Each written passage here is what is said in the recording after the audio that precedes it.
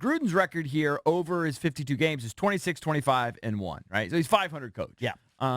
We even went through yesterday and we said, how many times have the Redskins won? I think we set the bar at 3 or more games. And we figured it out. It's twice. They actually won 4.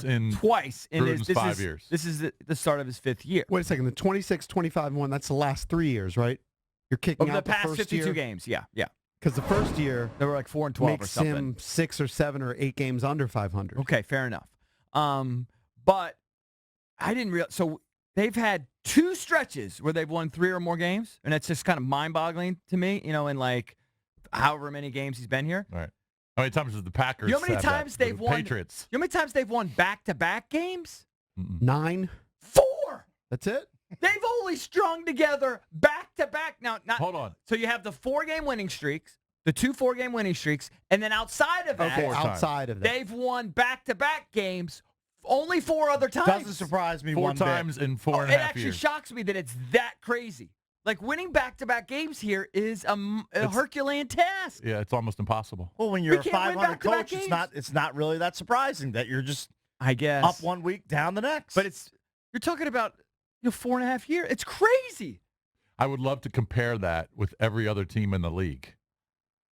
I'm not going to do the research, but it might In be the last staggering. 5 years. In the That's last gotta be 5 the years, lowest. How many times? Well, the Browns probably haven't done it much. Well, yeah, because they won 1 game in 2 years. Right. But still, Although we've I'd like been- to find out. We've been See, to when the you playoffs. exclude those streaks, though, because I had seen the back-to-back wins in the 9 or 10 range, but I guess that includes those so you streaks. take the 2 4-game streaks, Right. which, a 4-game winning streak is not a lot. No, but it It's limits. like a month. You win it a month limits your where you won pool. every game. Limits your pool of games. Okay, and then they've had 4 other times where they've won back-to-back games. It's just mind-boggling. This team cannot sustain success. Because Correct. the front office makes mistakes, and maybe one of the mistakes we spent a lot of time talking about it yesterday is giving Josh Norman all that money. Josh Norman expected to be a number 1 shutdown corner. I saw this stat. Neil Greenberg tweeted it. Has Josh Norman's pass allowed? Mhm. A perfect passer rating is 158.3. Quarterbacks throwing towards Josh Norman, 156.3. It's unbelievable. Almost a perfect rating. Almost a perfect rating Didn't if you they guys throw Josh see Norman. that stat? I brought this up yesterday. Didn't you see that stat after Norman committed that holding penalty on that first drive, right? To extend that drive, and the Saints went down and scored. They flashed a stat about the penalties accepted on Josh Norman over the last 2 years, and I want to say it was like 20. And I don't know if it said led the league, but it was. What do you mean penalties accepted? In other words, penalties called on Josh? Yeah, so not every penalty is accepted, but penalties accepted, it said, on Josh Norman over the last 2 years. It was like 18 to 20. And where did that rank in terms of other corners? I think it flashed that as well, but I missed it because they flashed it like for a split second. Right. Well, I mean, outside of his first year, fellas, he hadn't been that great. Well, everybody said last year was a down year. You could just tell. And this year now he's already been benched.